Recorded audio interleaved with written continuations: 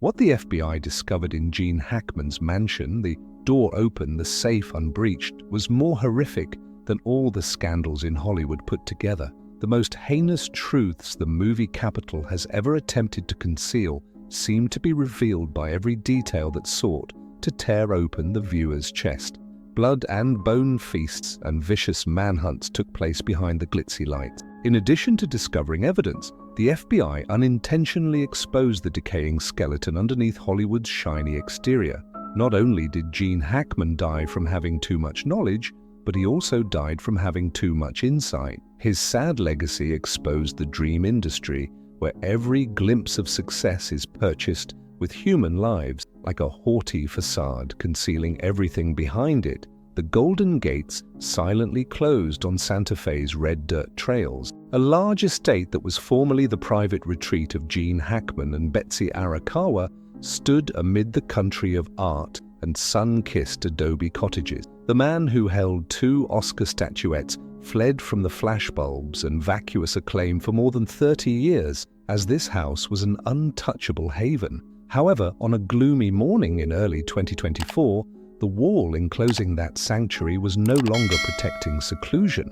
Rather, it was a veil concealing a lethal secret. Unexpectedly, the deaths of Gene Hackman and his wife Betsy were found. Gene generally sat reading and drinking his morning tea in the glass room in the garden, but the light was not visible from there. The neighborhood mail carrier, used to the Hackman's daily routine, claimed that the mailbox was bursting at the seams with letters that appeared to have been left unopened for days. They were caught off guard when Santa Fe police knocked down the front door. The body of Gene Hackman was curled up on the floor of the living room, his face stiff and nearly unrecognizable. His faithful wife, Betsy Arakawa, was beside him, leaning her head against the couch, her hand hanging as though she was reaching for something on the table, but was unsuccessful. Although there were no fatal injuries or indications of struggle, the first forensic officers had to take a step back to catch their breath due to the stink and the stuffy air in the property. Before they were discovered, they had died a very long time ago. The Santa Fe Police Department's internal investigation began with the term silent death.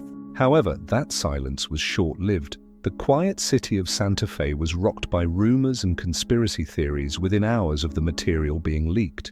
People claimed that Gene Hackman was killed in a purge a la Hollywood, when old secrets were discovered by former adversaries. Betsy Arakawa may have been poisoned, according to some theories, while Gene Hackman killed himself in a fit of rage after seeing his wife collapse at the mansion he had referred to as the final stronghold of serenity. Everyone was uncomfortable, but nobody knew what was real and what was made up.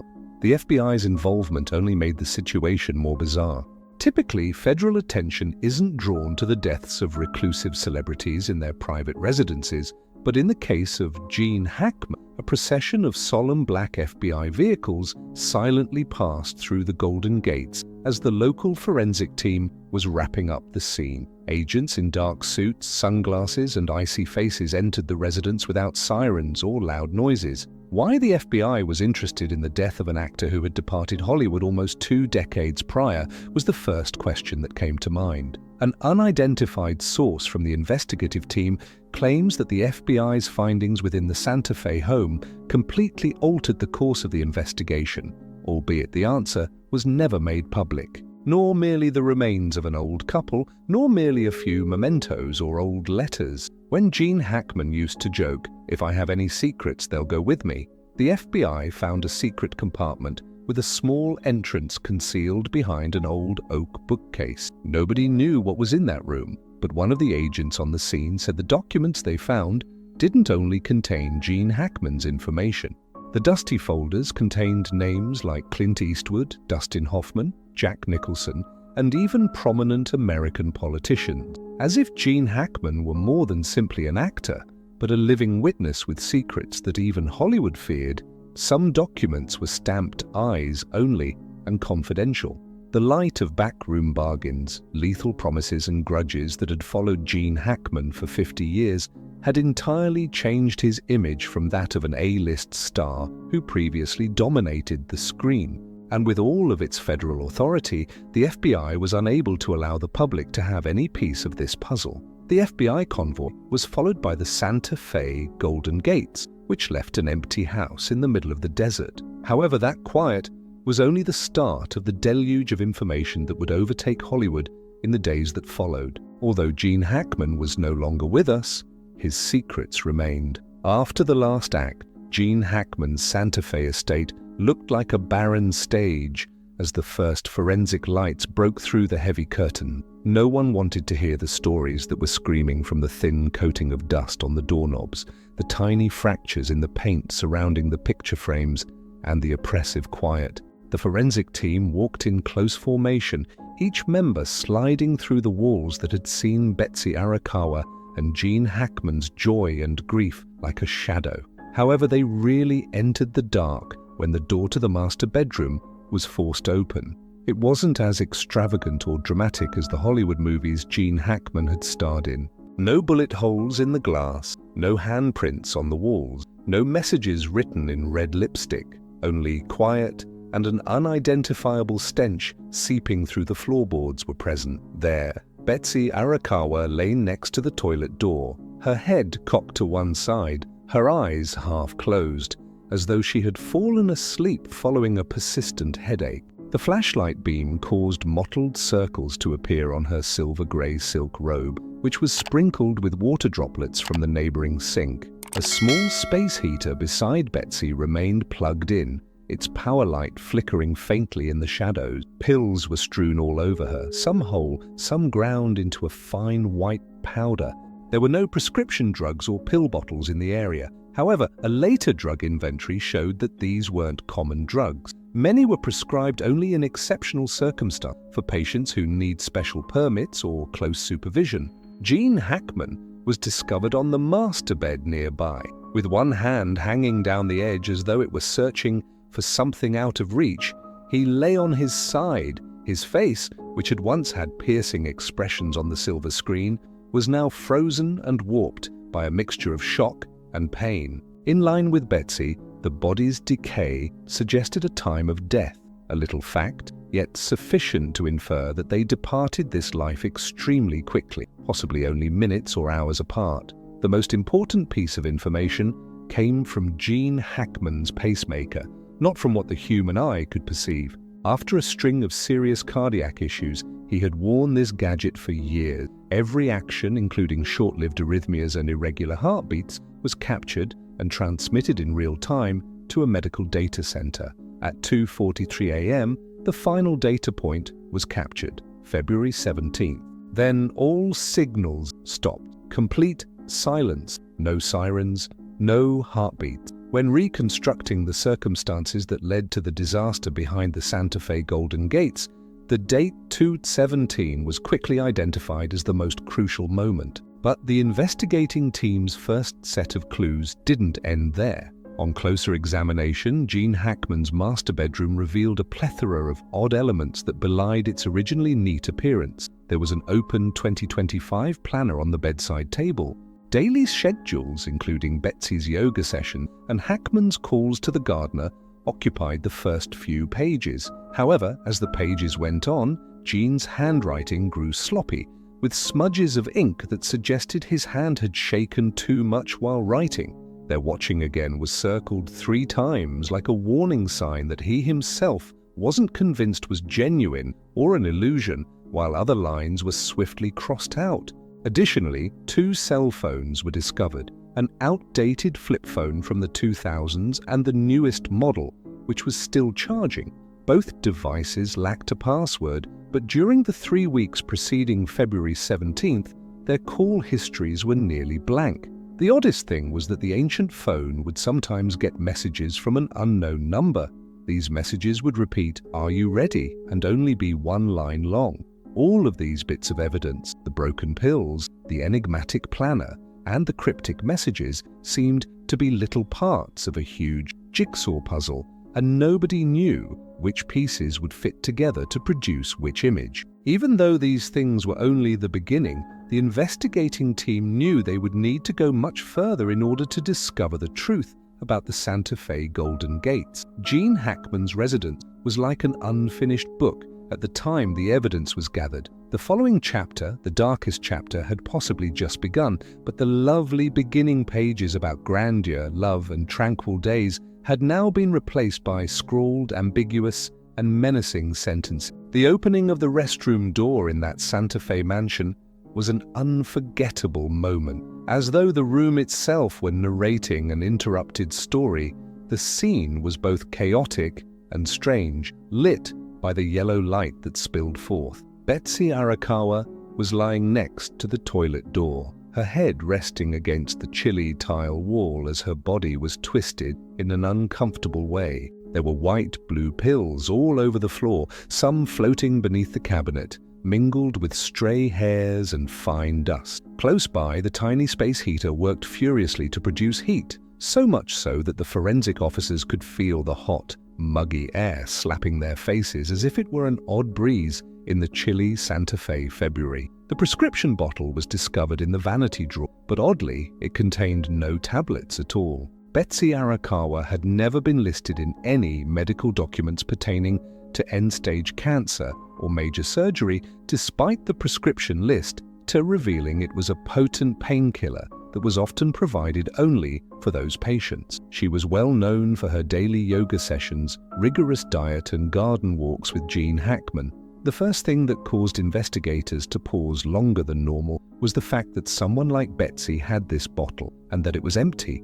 But there were other clues that added to the strangeness, besides the existence of those pills. The first item to skew the entire image was the tiny space heater, which seemed innocuous at first. Days after the security camera system ceased recording, the heater remained plugged in and ran non-stop. In addition to making scene analysis more difficult, the bathroom's abnormally high temperature had a direct impact on Betsy's body's rate of decomposition. In actuality, the body dried out from the continuous heat rather than disintegrating naturally because of the mummification effect caused by that temperature. With no convulsions, no mouth bruising, and limbs that were not rigidly extended, Betsy's position was unusual for overdose patient. She appeared to be attempting to reach the door as she lay on her side with her legs slightly bent. There were no traces of agony or severe distress on her face, yet there was an oddity in that composure, as though Betsy had spotted someone or something outside the bathroom before everything ended.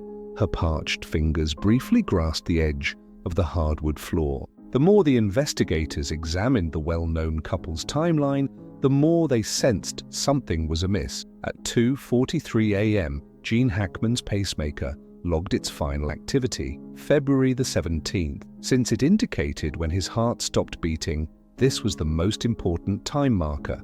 However, nobody was aware of what transpired right before or after that period, when all of the prior readings were completely normal. Why did a 94-year-old man with a history of serious heart disease suddenly get critically ill in the middle of the night? More significantly, why was Betsy, who had slept in the same bed as him for more than 30 years, discovered still in the restroom rather than on the bed itself? The ambiguity was increased by the condition of the bodies. The extreme temperature had no effect on Gene Hackman's body, but Betsy's mummification was evidently semi-natural. He laid in the master bedroom, far away from the stuffy bathroom where the central air conditioning maintained a comfortable temperature. Why did their bodies decay in different ways even though they both passed away on the same night? Time and temperature had compacted Betsy, and Gene Hackman appeared to have dozed off a few days prior to his discovery. No one had the courage to verify the hypothesis. Was this a murder-suicide from an overdose, or were there more intricate, natural circumstances at play?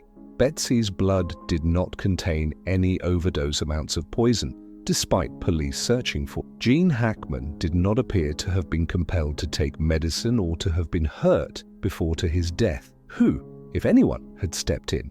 The most significant question is why, for 9 days in a row, nobody in the wealthy Santa Fe neighborhood noticed anything out of the ordinary until the gardener complained of an odd smell emanating from the window cracks. Another startling discovery changed the course of the entire study as these topics became interwoven. An antique safe was discovered in the master bedroom, behind the built-in closet. It has no preset password and hasn't been touched in years. The investigation team was stunned by what they saw. when they opened the heavy steel door. Handwritten notebooks and old yellowed papers were memories that no one expected Gene Hackman to conceal. A door to the hidden basement of another life, where fame, secrets, and terror merged into an unstoppable whirlpool, opened along with the safe door.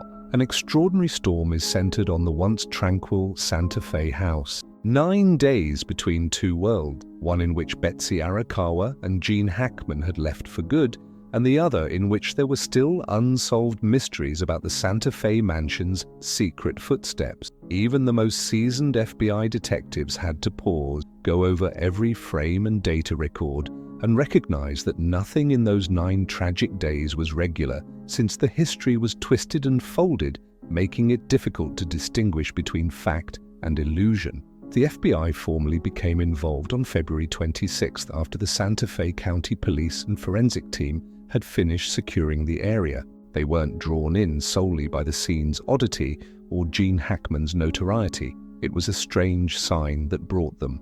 A third phone, a titanium-colored iPhone 15 Pro Max that was turned off, was located beneath the cushions of the living room sofa, in addition to the 2 phones that belonged to Gene and Betsy and were found at the scene. Neither Gene's nor Betsy's names were on the phone's registration. The fingerprints did not match. The SIM's retrieved data revealed that it had established connections with several customers in the suburbs of Albuquerque, which are located about 100 miles south of Santa Fe. There was nothing on the contact list. Only 3 incoming calls, all from anonymous numbers, were recorded in the call history. Why was that phone at Gene Hackman's home during an enigmatic double passing? And who had placed it there? The FBI found something odd when they examined the location data from the 2 phones that were recovered, one belonging to Gene and the other to Betsy. GPS data showed that Gene Hackman's phone had left the house twice after his pacemaker recorded his death on February 17th. The phone traveled the same path both times, leaving the Hackman home and heading south on Highway 285 until pulling into a parking space next to a tiny gas station close to El Dorado. The first occurrence was at approximately 11 p.m. on February 18th. The second occurrence came at 3 a.m. on February 20th. There were no cameras at the gas station that captured the driver's image clearly. Instead, the headlights flashed and vanished as though someone was aware of the blind spots in the security system. This posed a question that was much more terrifying. Who was holding Gene Hackman's phone, and why did they come back exactly twice at such odd times after his death on February 17th? Every automobile entering and leaving Santa Fe must swipe a resident card or register at the security gate. These gated communities are closed residential enclaves for the ultra-wealthy. However, on the evenings of February 18th and 20, when Gene's phone departed the house, a black pickup truck without a front license plate was captured on the area's 30-day data-storing camera system. No local residents had the truck registered to them. Nobody mentioned receiving visitors or repairmen, because the truck regularly parked in a blind place behind the trees along the inner road. Security also stated that they had not observed it firsthand. Only a few frames were taken by the camera. The driver cannot be clearly seen when the truck's shadow passes through the rear gate. Immediately, the FBI looked for car registration information in nearby states and New Mexico. The identity of the camera did not match any pickup truck. The truck didn't exist on paper, much like the individual with Gene's phone.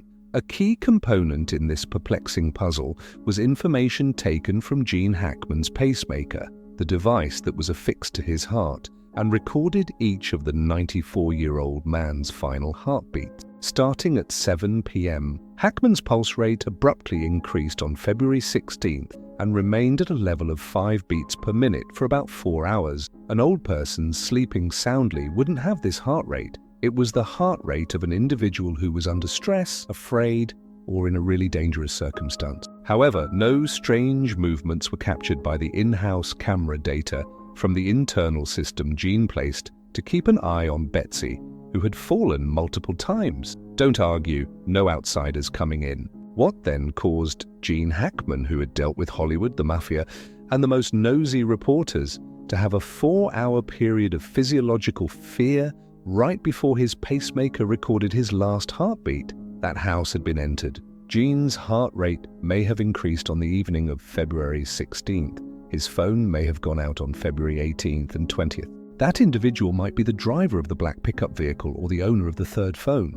That individual didn't leave any fingerprints or reveal their face on video. However, that individual had some knowledge, was aware of the safe concealed behind the closet, knew what Gene Hackman had been holding on to for years, was familiar with every inch of the mansion.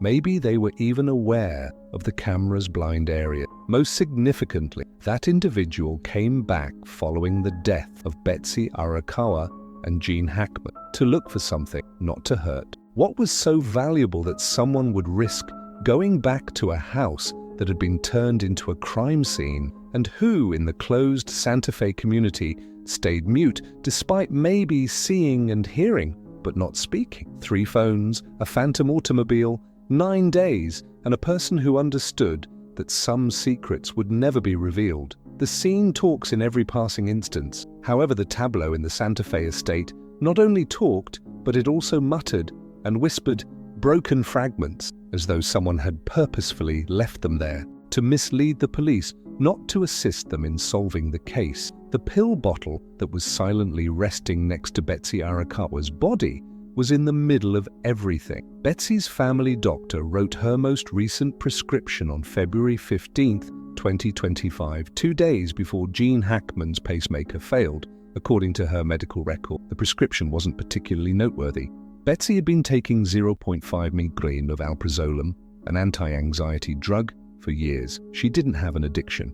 Gene Hackman kept the daily journal, and the dosage was always strictly regulated, meticulously recording the time spent taking each tablet, as well as Betsy's subsequent reaction. The kitchen table still had the log. The final sheet, dated February 16th, contains the entry, 1 pill, 9:30 a.m. Betsy slept soundly when she was napping. However, the investigating team found that at least 6 tablets were missing when they counted the remaining pills in the bottle. The journal shows that Betsy took just 3 tablets between February 15th and February 17. Where have the other 6 disappeared to? There are no documents or indications that Betsy purposefully increased the dosage. Who took those pills was the query. More importantly, what was their purpose? An unsettling fact was discovered during Betsy Arakawa's autopsy. Her body was unharmed and uncoerced, but the substance in her stomach was different from any drug Betsy had been administered. It wasn't her usual vitamins, heart medicine, or alprazolam. It took the New Mexico State Toxicology Lab more than 72 hours to identify this enigmatic substance. The outcome?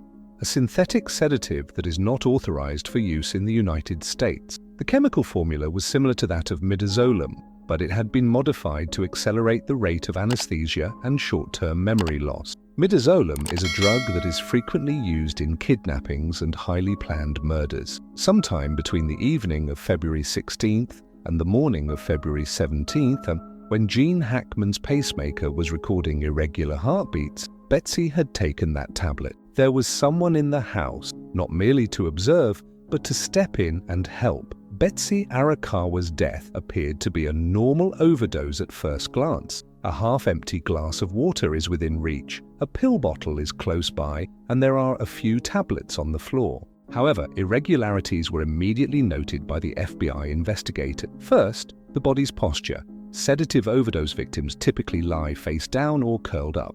Betsy was in an awkward position if she lost control because of the drug, lying precisely on her side, with her hands parallel and her knees slightly bent. Secondly, Betsy's fingerprints were absent from the pill bottle, Gene Hackman's only. The internal camera shows that he last touched the bottle around midday on February 16th. Third, there was insufficient alprazolam in the stomach contents to induce passage. The primary culprit was the peculiar medication. A scary hypothesis resulted from this. The scene had been purposefully set up to support the idea of a self-inflicted overdose, but the person who arranged it lacked the time and expertise to make it credible. The house's forensic examination turned up yet another odd hint. After Gene and Betsy died, there were indications that someone had been in the residence for at least 48 hours. inconsistent wiping markings on the bedroom doorknobs, as if someone wiped quickly with a tissue, and odd footprints in size 43, specialized hiking shoes, barely imprinted on the floor of the master bathroom. Without any fresh fingerprints on the control panel, the internal camera system was shut off for precisely 2 days, from February 17 to February 19th. After acting, why didn't the intruder go right away? Why did they return and spend 2 days in the house? And above all, what were they doing at the time? The investigating team came up with a daring but equally terrifying theory after combining all the hints. Someone broke into the Hackman residence on the evening of February 16th, probably following earlier surveillance. This individual coerced Betsy into taking the peculiar medication, a potent sedative that controlled and momentarily erased memory. When Gene Hackman approached the intruder while Betsy was unconscious, his pacemaker began to record prolonged aberrant heart rhythm. Gene Hackman might have been compelled to take medicine or died from severe stress. Subsequently, the intruder remained, creating the appearance of a double overdose, but then came back to remove any evidence or discover anything they hadn't taken. If this theory is true, Gene and Betsy's deaths were not a murder-suicide, as the local police immediately determined. It was an order to keep quiet, an unspoken prescription provided to a husband and wife by someone out there attempting to conceal life-threatening information. What the individual was seeking for might never have left the house, so maybe that prescription was still unfinished. The hilltop mansion in Santa Fe was no longer a residence. Between the quiet walls lay a chilly remnant where time had broken into fragments. There were questions about every window frame, floor tile, and open door, and a reality hung like a door that was never quite closed amid the quiet ghosts of Betsy Arakawa and Gene Hackman. The FBI believed they had the solution in the early stages of the inquiry. An ancient safe with a mechanical combination lock was deftly concealed beneath an oak bookcase in Gene Hackman's private study. It was the kind of safe Hackman had carried around since his prime in Hollywood, perhaps a doorway to the secrets he kept throughout his life, but also a component of his compulsive privacy habit. The investigation team anticipated finding startling evidence when they opened the safe. Sensitive film, blackmail letters, or manuscripts could be the cause of Hackman and his wife's surveillance, threats, and eventual demise. However, all they discovered within were peculiarities. A handwritten letter from the 1980s, signed by a long-dead director who was involved in a previous harassment scandal, written in faded blue ink. A tiny notepad documenting behind-the-scenes meetings at film awards that no journalist had ever been permitted to attend. A USB disk with the plain name Nightmare Files on it. Since the deaths of Hackman and Betsy, the safe had remained unopened. This posed a terrifying query. Did the intruder purposefully leave it behind even though they knew about it? Or was it just that they couldn't find what they were looking for? The threatening texts that Gene Hackman had received in the 6 months prior to his death were among the FBI's most important pieces of information. They were sent in traditional typewritten letters via paper mail rather than via personal phone or email. No obvious postmarks, no fingerprints. The letters were disturbing yet brief. You're too knowledgeable. If you don't speak, silence will find you. Gene Hackman had attempted to minimize these cautions during his existence. Hollywood was full of ghosts from the past, he had informed a close friend, and occasionally those spirits sought to remind the living of their present. He didn't think he was actually in danger. Through the investigation files, Betsy Arakawa's narrative gradually came to light. It was no longer just the picture of a kind woman vanishing into her husband's shadow. The FBI had barely touched the tip of the iceberg when it came to Betsy's little but dangerous secret. Betsy started gathering documents regarding Hollywood's underground forces in the middle of 2024. Names that only surfaced on the most egregious conspiracy theory sites were named in her handwritten notes discovered in the kitchen drawer. A well-known director, DL, is charged with child abuse. HC, a media tycoon, used money and lives to quiet witnesses. Actress AP vanished inexplicably after threatening to make public a list of predatory parties in Malibu. Betsy kept these investigations a secret from Gene, but she left traces on her old laptop, where the FBI discovered multiple searches regarding the suspicious suicide of Brittany Murphy, the strange death of legendary actor David Carradine, and leaked documents about human trafficking rings in Hollywood. What did Betsy know, was the question. And was she a target before Gene because of her curiosity? Experienced agents knew that the narrative didn't end with an internal report, but the FBI dismissed the Hackman-Arakawa case as an inconclusive criminal inquiry.